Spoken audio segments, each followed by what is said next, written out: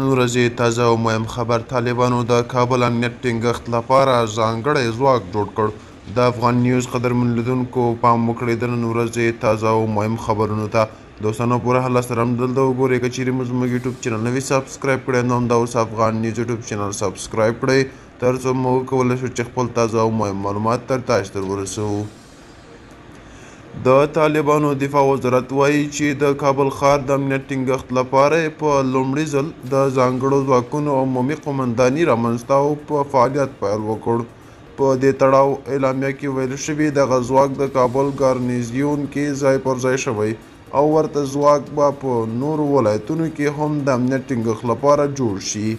دغه ځواک په دې وروستیو کې پر طالب نظامیانو د بریدونو لړۍ له زیاتېدو وروسته جوړ او اعلانیږي. بلخوا له نږدې 3 کلونو وروسته ترکیش ایرلاین نن کابل ته لومړنۍ الوتنه ترسره کوي.